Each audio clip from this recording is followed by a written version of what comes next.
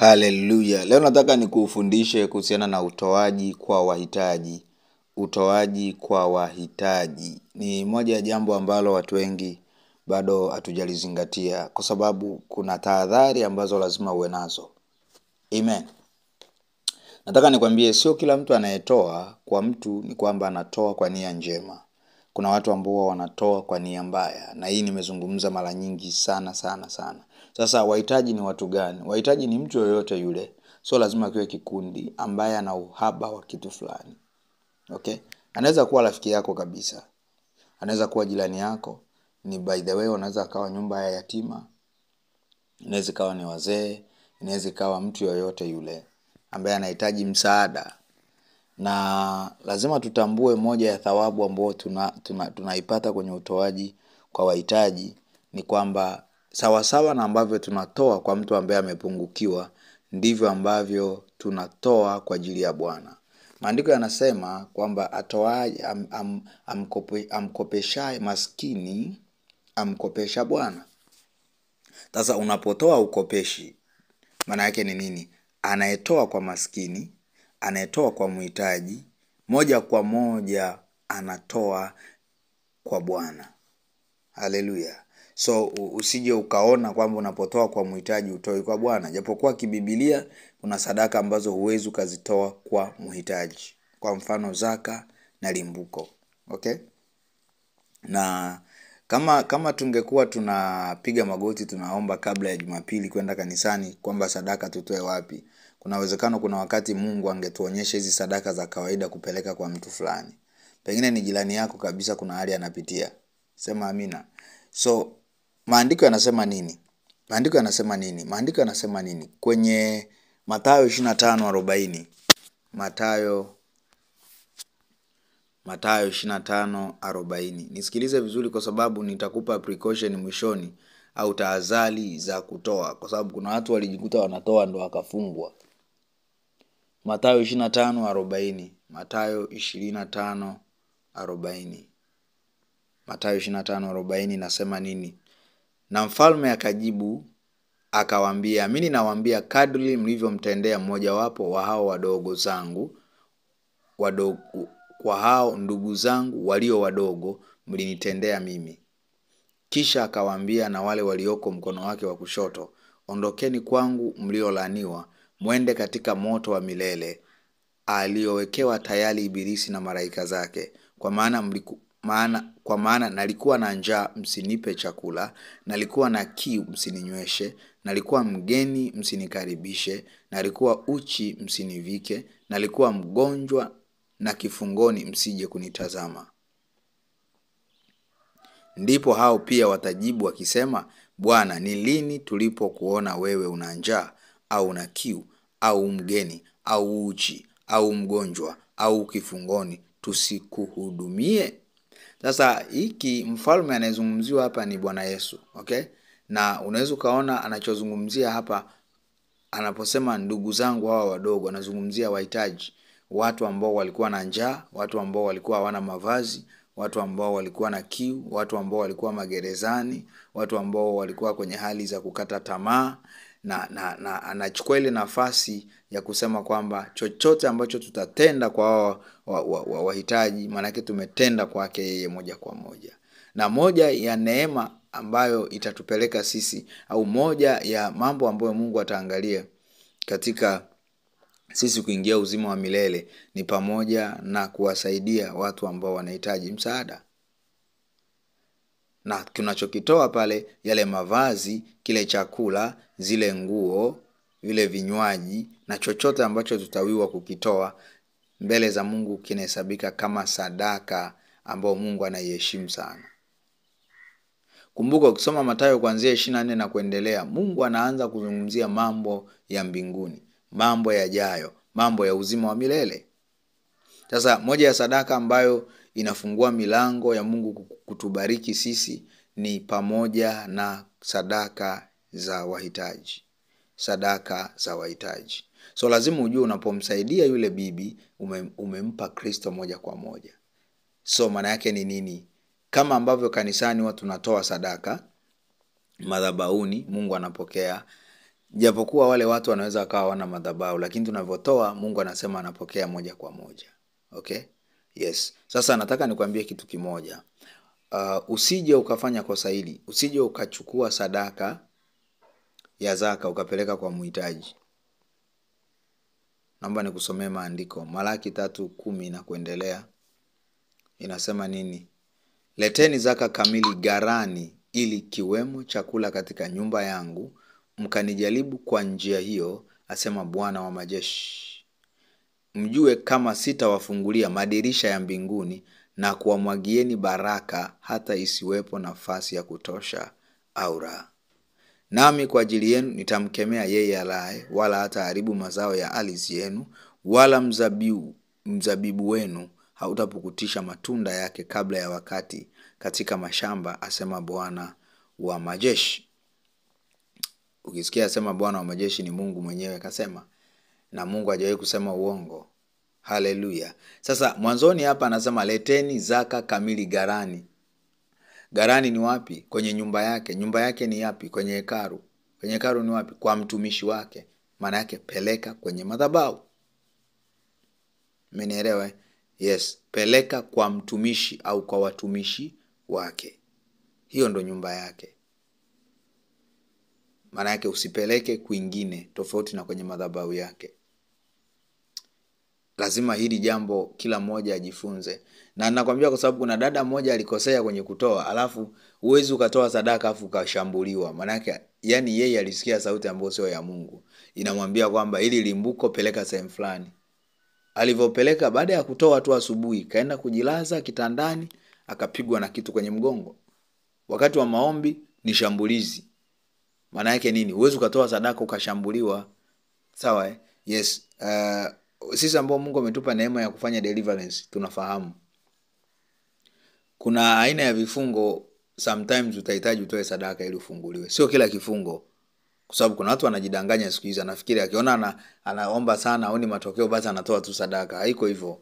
Sadaka kama hizo zinahitaji muongozo. Umenielewa? Yes. Sio tu kwa sababu umeomba uone matokeo unatoa sadaka, hapana. Haiko hivyo. Sema amina kama unanielewa. Okay? Huyo dada alikosea kwa sababu gani? Limbuko pia haliendi kwa watu, kwa mtu, kwa mhitaji. Umenielewa? Kwa moja ya sadaka ambazo unataka kuwa makini sana ni hii ya zaka na hii ya limbuko. Sawa? Yes. Hizi lazima uwe makini sana sana sana. Ukifanya makosa ukapeleka sehemu nyingine inakuwa changamoto. Lakini sadaka zingine zote, hata ile ya shukrani, na sadaka zingine zote hizi, ile ya kawaida wanayotoa, hiyo of course msikilize Mungu, anaweza akakuelekeza. Ukisikia sauti unasema ya Mungu, alafu Mungu huyu dada alisema alielekezwa na Mungu. Mungu anaweza akakuelekeza utoe sadaka. Kwa sababu mapepo yalikuwa yanasema amejifanya kutoa limbuko, tumempiga. Haiwezekani Mungu akwambie toa sadaka alafu asikupe ulinzi.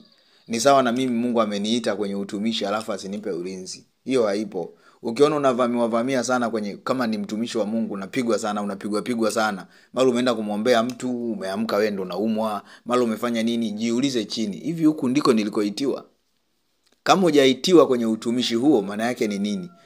Hamna ulinzi ambao Mungu ameweka. Kwa sababu ngoja nikwambie, kila hudumu unayopewa kuna malaika pia unapewa ambaye anasimama na wewe. Umenielewa?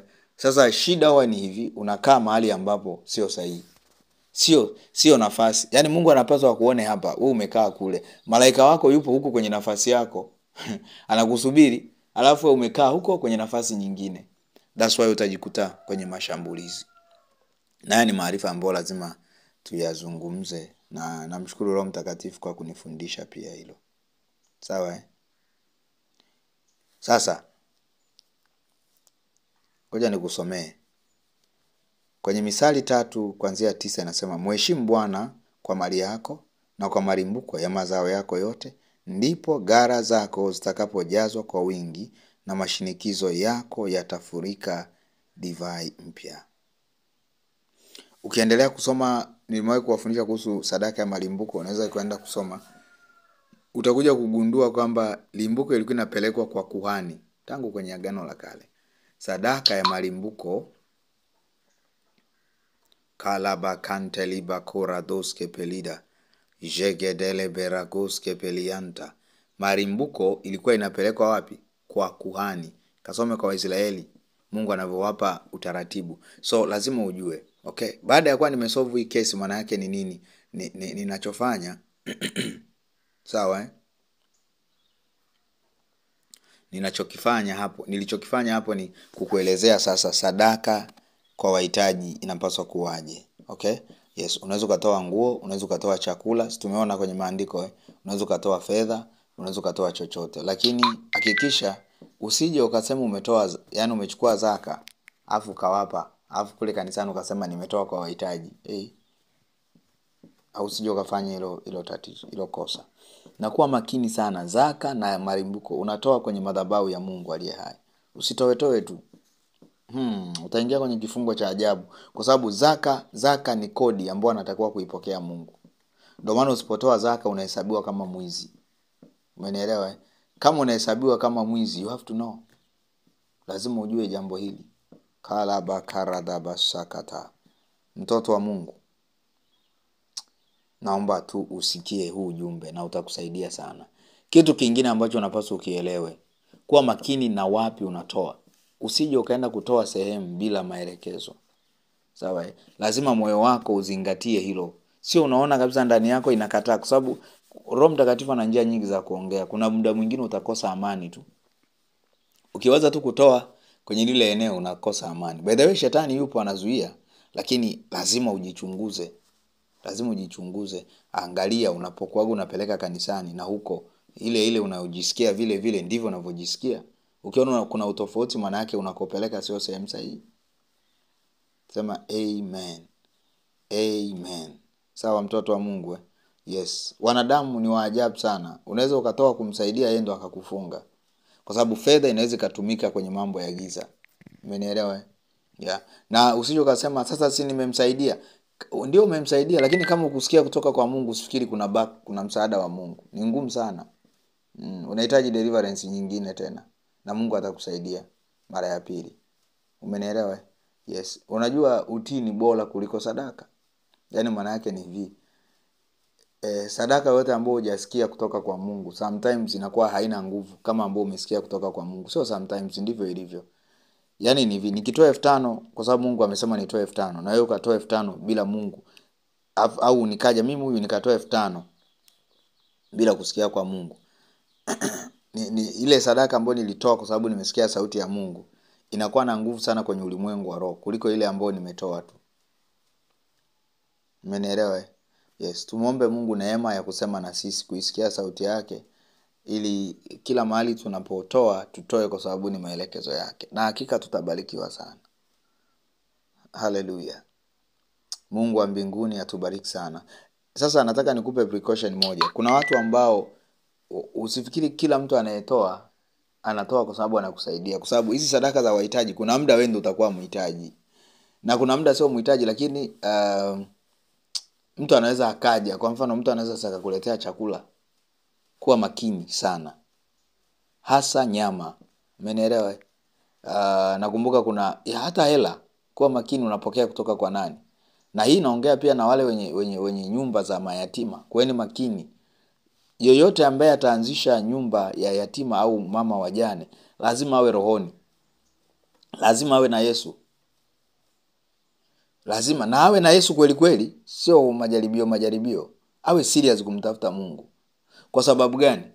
Kuna watu huwa wanakuja kwenye zile nyumba kwa ajili ya kuchukua nyota za watu. Wanachinja ng'ombe yao au kondoo zao, wanafanya ibada kwa majini. Baada ya pale wanapewa maelekezo ya kusambaza kwenye nyumba za yatima au kwenye majumba ya watu. Watu wanapigiwa simu, kuna nyama huku, ng'ombe 100 zimeshuka, unaenda unachukua unakula. My friend, wale watu hawatoi eti kwa sababu ni sadaka. No, wanatoa kama alama ya kukufungamanisha na majini yao. Baada ya mtu na majini ya ajabu, nyota haipo. Ndio maana mimi kwenye huduma yangu mara nyingi watu ambao wameshikiliwa nyota zao walikuwa wamefungwa na majini hayo. Na yanazungumza, tumetoka Uarabuni.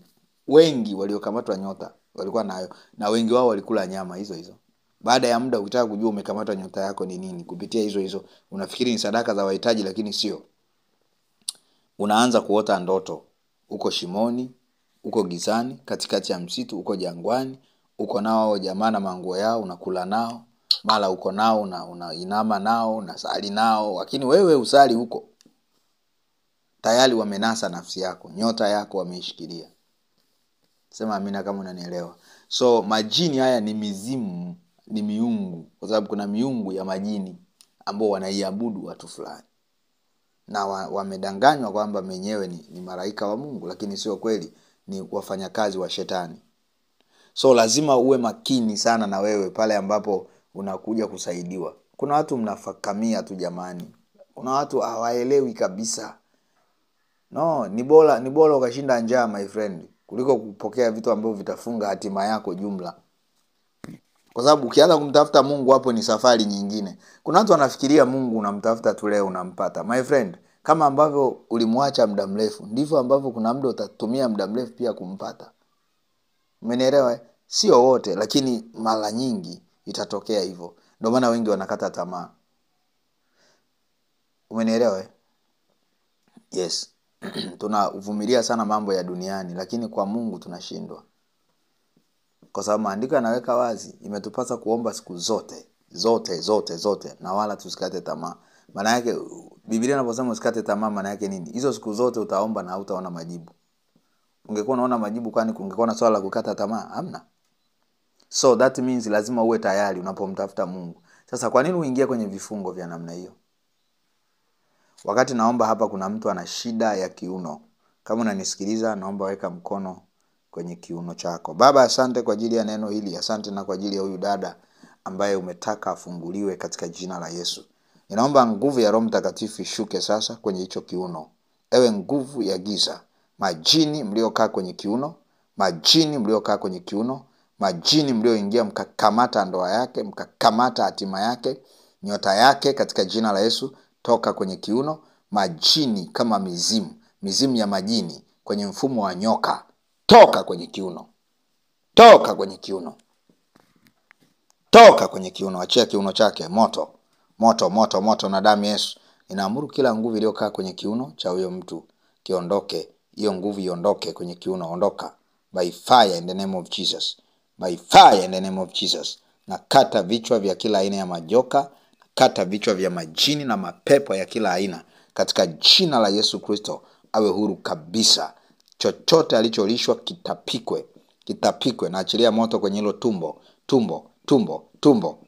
Tapika hizo nyama za kipepo zilizofungamanishwa na majini, zilizofungamanishwa na ibada za majini. Tapika kwa jina la Yesu Kristo Mnazareti aliye hai. In the name